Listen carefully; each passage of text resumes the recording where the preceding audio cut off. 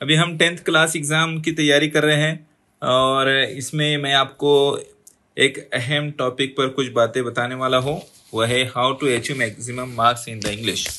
आप जो है इंग्लिश में ज़्यादा से ज़्यादा मार्क्स कैसे हासिल कर सकते हैं, आपके दिमाग में ये बात आती होगी और आपने कई मरतबा सोचा भी होगा, लेकिन कोई तरीका आपने उसके ऊपर कंक्लूड नहीं किया होगा। अभी हम आपको एक बहुत फंटास्टिक तरीका बताने वाले हैं क्या, अगर आप उसको फॉलो करें तो आपको बहुत अच्छे मार्क्स जो है आप हासिल कर सकते हैं, ज़्यादा से ज़्यादा मार्क्स आपको मिल सकते हैं। उसमें क्या करना होगा तो कुछ बातें मैं आपके सामने बहुत शॉर्ट टाइम में मैं आपको बताऊंगा। ठीक है, देखिए यहाँ पर जो है सबसे पहली बात जो आपको समझना है, जिसको आपने अंडरस्टैंड करना है, वो एग्ज़ाम पैटर्न है। एग्ज़ाम पैटर्न अगर आपको मालूम होगा तो आप जो है बहुत अच्छे से प्रिपरेशन कर सकते हैं। अगर आपको एग्ज़ाम पैटर्न ही नहीं मालूम है तो आप किस तरह तैयारी करेंगे, एक बहुत बड़ा सवाल होगा। तो सबसे पहले आप एग्ज़ाम पैटर्न को अंडरस्टैंड कीजिए, समझिए कि आपका एग्ज़ाम पैटर्न क्या है। मैं आपको उस बारे में भी कुछ बातें बताऊंगा। मैंने एक वीडियो में आपको आंसर शीट कैसे लिखना है वो भी बताया है। Answer sheet, best answer sheet कैसे तैयार की जा सकती है ज़्यादा से ज़्यादा मार्क्स हासिल करने के लिए, वो भी मैंने आपको बताया हूँ। और भी कई वीडियोज़ आपको मिलते रहे, इसके लिए आपने इस चैनल को जो है सब्सक्राइब भी करना है। इसके साथ आपने जो चीज़ ज़रूरी है करने की वो है एक्टिविटी शीट, यानी जो आपकी आंसर शीट होती है तो वो समझना है किस तरह की होती है, जिसके बारे में मैंने आपको वीडियो भी शेयर किया हूँ। और कुछ जो है आपके पोएम्स, लेसन्स, तो इसमें एक चीज़ को याद रखिए कि आपकी जो पोएम्स है और जो लेसन्स है वो टोटल 22 है। तो 22 जो आपके पोएम और लेसन है उसको आपने जितना ज़्यादा मर्तबा आप पढ़ सकते हैं उतनी मर्तबा पढ़ना है। आपने ज़्यादा से ज़्यादा रीड करना है as many times as you can. Okay, study all the activities in course book. और जो कोर्स बुक में आपकी जितनी एक्टिविटीज दी गई है ना, उसको आपने मस्ट जो है रीड करना है, उसको समझना है। क्योंकि जो आपके बोर्ड की जो एक्टिविटी शीट होती है, यानी क्वेश्चन पेपर होता है, वो डेफिनेटली जो है वो बेस्ड होता है आपकी कोर्स बुक पर। थोड़े से कुछ अल्फाज चेंज हो सकते हैं, लेकिन वो बेस्ड होगा आपकी कोर्स बुक पर, यानी जो आपकी बुक है उसी में से पूरा पेपर होगा। उसमें से ही तकरीबन चीज़ें आपको आएंगी, अगर अनटेक्सचुअल पैसेज को थोड़ी देर के लिए हटा ले तो। आपने और एक काम क्या करना है कि आपने पास्ट एक्टिविटी शीट्स देखना है, यानी आपकी जो पिछले लास्ट ईयर्स की जो क्वेश्चन पेपर होगी, एक्टिविटी शीट्स होंगी, वो आपने एक वन टाइम भी तो मिनिमम उसको वॉच आउट करना है, उसको देखना है, क्योंकि उससे आपको एक आइडिया मिलेगा कि किस तरह का क्वेश्चन पेपर, एक्टिविटी शीट किस तरह की होती है। इसके साथ आप अगर देखेंगे तो आपको जो है जो ज़रूरी चीज़ आपके लिए वो है आपको टेक्स्ट बुक का मास्टर बनना। ये कैसे होगा? तो आपकी 8 पोएम्स है, ठीक है, 14 लेसन्स है। 8 पोएम्स को आपने ज़्यादा से ज़्यादा टाइम्स पढ़ना है। अब जब आप उसकी स्टडी करेंगे तो उसमें किन बातों की स्टडी करना है, तो आपको जब आप पेपर पैटर्न समझ लेंगे तो आपको पता होगा कि उस पर फिगर्स ऑफ स्पीच आता है।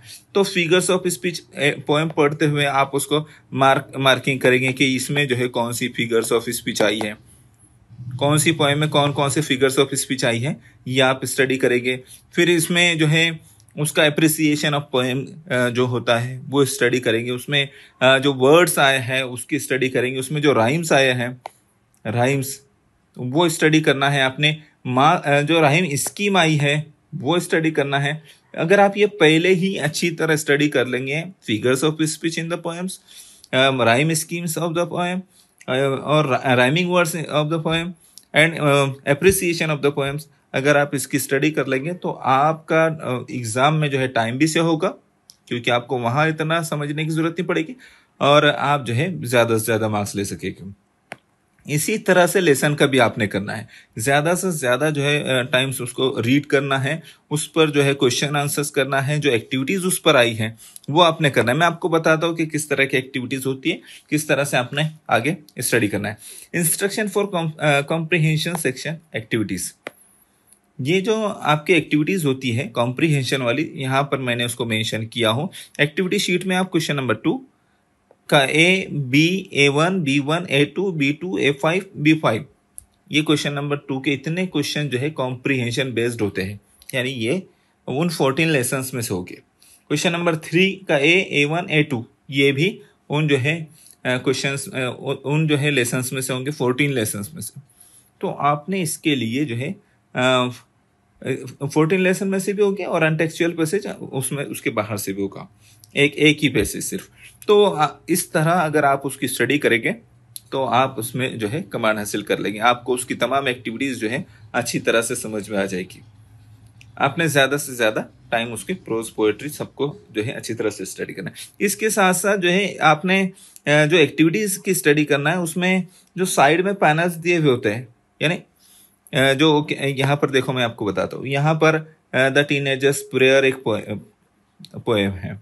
तो यहाँ इसमें जो साइड में ये जो दिया हुआ है इसकी स्टडी ज़रूरी है। ये आपके लिए एक्टिविटी शीट में आता है। जिस तरह से यहाँ जो वर्ड्स दिए हुए, वर्ड्स के मीनिंग दिए हुए हैं, ये आपको कॉम्प्रिहेंशन में भी हेल्प करता है और ये एक्टिविटी शीट में भी इससे रिलेटेड आता है। तो आपने इसको अच्छी तरह से समझना है। इसके साथ साथ जो ये इंग्लिश वर्कशॉप की बात हो रही है, तो इंग्लिश वर्कशॉप भी आपकी एक एक्टिविटी होती है, उसकी भी स्टडी करना है। यहाँ पर देखो आपकी कोर्स बुक में से मैंने ये इसको लिया है। तो आपकी कोर्स बुक में इंग्लिश वर्कशॉप बोल के एक हेडिंग होती है, उसमें कुछ एक्टिविटीज दी हुई होती है। उन्हीं एक्टिविटीज में से आपके जो है एग्जाम में आता है, आपकी जो फाइनल एक्टिविटी शीट होती है या क्वेश्चन पेपर होता है उसमें आता है। आप उन्हीं में से जो है सारी चीजें देखेंगे। तो आपने उसको अच्छी तरह से समझ लेना। जितने वर्कशॉप में जितने क्वेश्चंस दिए हुए उस सब क्वेश्चंस की, एक्टिविटीज की जो है आपने अच्छी स्टडी करना है। इसके साथ साथ जिस बात पर आपने बहुत फोकस करना है वो है ग्रामर एंड वोकैबुलरी। अगर आपने ग्रामर एंड वोकैबुलरी को अच्छी तरह से अंडरस्टैंड किया है तो वो जो है आपको ज्यादा मार्क्स दिला सकती है। कितने मार्क्स दिला सकती है? तो एटलीस्ट 22 मार्क्स ऐसे होते हैं जो ग्रामर एंड वोकैबुलरी पर होते हैं। 22 मार्क्स ग्रामर एंड वोकैबुलरी पर होते हैं, आपने ये याद रखना है। तो इसको जो है आपने जितना ग्रामर इसमें दिया है, आपकी कोर्स बुक में दिया है, आपने उस सब की स्टडी करना है। देखिए क्वेश्चन नंबर 1 का A-B, क्वेश्चन नंबर 2 का A3 B3, क्वेश्चन नंबर 4 का A3, ये सब वोकैबुलरी पर बेस्ड है, लैंग्वेज स्टडी और वोकैबुलरी पर बेस्ड है। तो इसलिए आपने इसको अच्छी तरह से स्टडी करना है। जितने वर्ड्स आए हैं, न्यू वर्ड्स आए, उसके मीनिंग्स आपने समझना है। जितने फ्रेजेस आई हैं, हर लेसन में जितनी फ्रेजेस हैं उनके मीनिंग्स आपने समझना है, उसको अंडरस्टैंड करना है। तो आप जो है इसमें आपके जो कोर्स बुक में जो मास्टरी की बात हम कर रहे हैं तो आपको वैसा वो हासिल होगा। इसके साथ साथ आपने जो प्रैक्टिस फॉर्मिंग नाउन्स, फिर जो है वर्ब्स, एडजेक्टिव्स, एडवर्ब्स, इस तरह के जो वर्ड्स दिए हुए रहेंगे, antonyms, synonyms, adding prefix, suffixes, तो ये आपने अच्छी तरह इसको प्रैक्टिस में लाना है। जो कुछ आपके एक्टिविटी शीट में आपके कोर्स बुक के जो है हर इंग्लिश वर्कशॉप में दिया जा रहा है, उससे पहले दिया जा रहा है, जो साइड पैनल में दिया जा रहा है, आपने स्टडी करना है। यहाँ देखिए, यहाँ पर आपने देखना है किस तरह से जो है आपको ग्रामर के टॉपिक्स भी कवर करना है। जो ग्रामर के टॉपिक्स है वो आपने कवर करना है। आपने ट्रांसफॉर्मेशन ऑफ सेंटेंसेस किस तरह से होते हैं, no sooner, then add a question tag, WH questions, remove to, use unless, change the voice, ये सारी जो है आपने इसकी प्रैक्टिस करना। और ये आपके ग्रामर सेक्शन में आया है। कौन से सेक्शन में? देखिए यहाँ पर लैंग्वेज स्टडी, आपकी बुक का ये पेज है, उस पर जो लैंग्वेज स्टडी दिख रहा है, तो वो लैंग्वेज स्टडी का सेक्शन आपने हर लेसन के बाद जो लैंग्वेज स्टडी का सेक्शन दिया हुआ है उसको अच्छी तरह से अंडरस्टैंड कर लेना है। आपके पास अभी इतना टाइम है कि जिसमें आप ये अच्छी तरह से कर सकते हैं, तो वो कीजिए। उसी में से क्वेश्चंस रहते हैं। यहाँ पर देखिए आपके उसी लैंग्वेज स्टडी में जो एक्टिविटीज़ आती है वर्कशॉप में और लैंग्वेज स्टडीज़ में, ये देखिए इसी तरह की एक्टिविटीज़ आपको क्वेश्चन पेपर में आती है। ये जो एक वर्ड आपको दिया जाता है उसमें से आपको वर्ड्स 3 और 4 लेटर 5 लेटर वर्ड्स तैयार प्रिपेयर करना होते हैं। तो ये देखिए ये वो एक्टिविटी आपको दी गई है। तो इस तरह की एक्टिविटीज़ आपकी बुक में मौजूद है, कोर्स बुक में। आपने सिर्फ उसको अच्छे से अंडरस्टैंड करना है। जो बात मैंने आपसे कहा कि ग्रामर एंड वोकैबुलरी पर जो है बेस्ड होते हैं 22 मार्क्स, टोटल जो है 22 मार्क्स आपको हासिल हो सकते हैं, आप अचीव कर सकते हैं अगर आपने ग्रामर एंड वोकैबुलरी जितना कोर्स बुक में दिया है उसको अच्छी तरह से समझ लिया है। तो इसके साथ साथ आपने perfect reading and comprehension skills, तो आपने रीडिंग को अपनी परफेक्ट बनाना है। ऐसे परफेक्ट बनाना है कि आप आपकी कोर्स बुक का कोई भी पेज पढ़े, आपको वो अंडरस्टैंड हो जाना चाहिए, आपको समझ में आना चाहिए। इतना इतना रीड कर लेना है आपने उसको कि आप कहीं से भी कोई पैराग्राफ पैसेज पढ़ेंगे तो आपको समझ में आ जाए।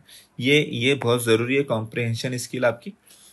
और पोएम्स को भी ऐसे ही करना है।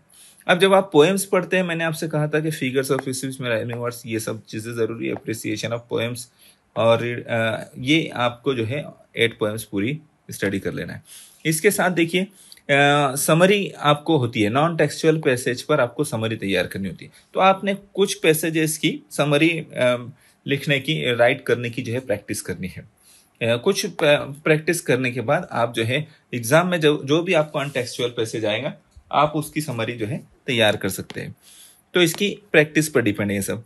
और आपने आपकी राइटिंग स्किल को स्ट्रेंथन करना है। अच्छे अच्छे वोकेबलरी के साथ अगर आप लिखने की कोशिश करेंगे और राइटिंग का जो फॉर्म है आपका वो भी अगर अच्छे बनाते हैं, तो आपको ज़्यादा से ज़्यादा मार्क्स जो है अचीव होंगे। क्वेश्चन नंबर 5 और 6 जो है वो राइटिंग स्किल्स पर है, यानी उसमें लेटर राइटिंग लिखना है, लेटर राइटिंग आएगी, और information transparent, non verbal, verbal जो आता है, न्यूज़ रिपोर्ट्स है, स्टोरी राइटिंग है। तो ये सब चीज़ें जो है आप प्रैक्टिस से जो है पूरी कर सकते हैं। न्यूज़ राइटिंग ये तो आपकी बुक में भी आपको मिल जाएगी। स्टोरी डेवलप करने का भी आपको आपकी कोर्स बुक में बताया गया है। तो आपने क्या करना है, इसके कुछ सेट्स जो है आपको अवेलेबल होते हैं, उसमें से स्टडी करना है। Last point, instructions for the skill development, translation के लिए। तो आपकी बुक में ट्रांसलेशन के लिए भी कुछ एक्टिविटीज़ दी हुई, बट आपने क्या करना है, जो भी आपके सेक्शंस दिए हुए या कोर्स बुक में जो कंटेंट दिया है, उसकी बेस पर ट्रांसलेशन करने की कोशिश करना है। कुछ जनरल इंस्ट्रक्शंस जो होती है, रिमूव योर शूज, इस तरह के जो इंस्ट्रक्शन होती है, लाइब्रेरी में आप इंटर कर रहे हो तो लाइब्रेरी में कुछ इंस्ट्रक्शंस आपको दी जाती है, या बस स्टैंड पर आप है, रेलवे स्टेशन पर आप है, या किसी और प्लेस पर है, तो जो इंस्ट्रक्शंस आपको दी जाती है अक्सर टाइम जो है उस तरह की इंस्ट्रक्शन आपको आती है। तो आपने जब आपका वोकेबलरी अच्छी होगी, अंडरस्टैंडिंग अच्छी होंगी, रीडिंग अच्छी होंगी, तो ये आपके लिए ये मार्क्स तो बहुत ईजी हो जाएगी जो आपको आपकी ओन लैंग्वेज में करने होते हैं। तो आपका जो मीडियम ऑफ आंसर होगा वो उसी में आपको जो है ये ट्रांसलेशन करना होता है। तो ये इन ट्रिक्स को, इन तरीकों को अगर आप अपनाते हैं, ये सारे तरीके अपनाते हैं, तो definitely you will achieve maximum marks in the English. Okay, I hope you will understand it. Thank you.